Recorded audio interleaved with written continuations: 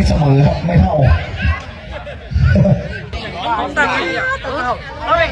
าถึงคู่ชิงอันดับที่3ครับของทางฝ่ายหญิงรายการสิงห์เหนือครับครั้งที่1ในวันนี้ครับ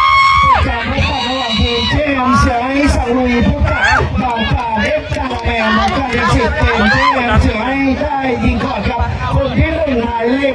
23ผู้รักษาประตูจริงเพื่อขึ้นนำตูกันโลเต็งก่อนเป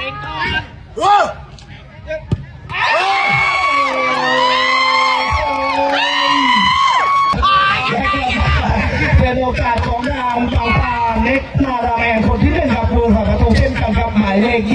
21ยิงเพื่อตีเสมอครับตาลาโอ้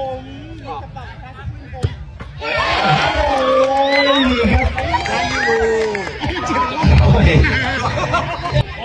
และกลับมาเป็นโอกาสของนางเจมส์ย้ายสั่งลุยคนที่2หมายเลข14ยิงเพื่อขึ้นนำแย่มาจากเลยค่ะโอ้ยตาลอยเต็งก่อนตาลอยค่ะโอ้โหระดับติดเท้าของผู้รักษาประตูของบางปาเล็กมาแรงครับและกลับมาเป็นโอกาสคนที่2ของการฟังบางปาเล็กมาดามแอนครับคนที่2หมายเลข2ยิงเพื่อขึ้นนำ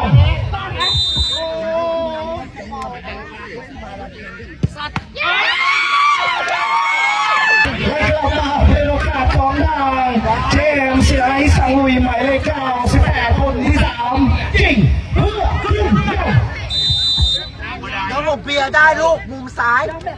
ไม่เตะมุมขวา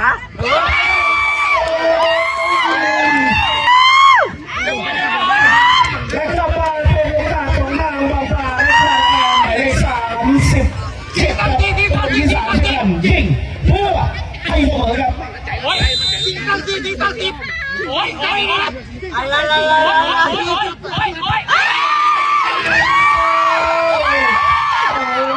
กลับมาเป็นโอกาสคนที่4ครับของเกมเสียให้สั่งลุยหมายเลข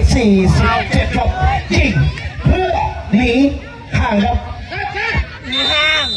ไม่ห่างมีติดอยู่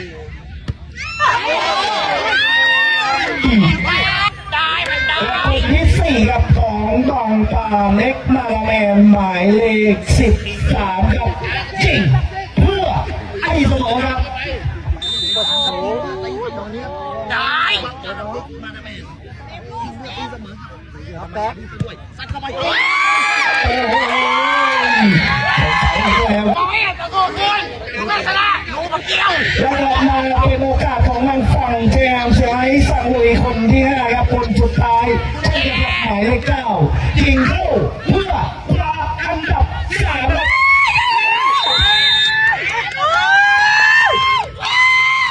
ลาพีเขาตากโอ้ย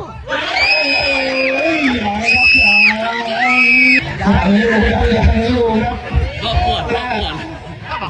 บางปาเล็กนาราแมนยังไม่จบนะครับต้องเข้าสนามเดียวครับยิงเข้าเพื่อไปต่อนะครับคนนี้คนสุดท้ายหมายเลข31ของบางปาเล็กนาราแมนยิงเข้าเพื่อไปต่อครับ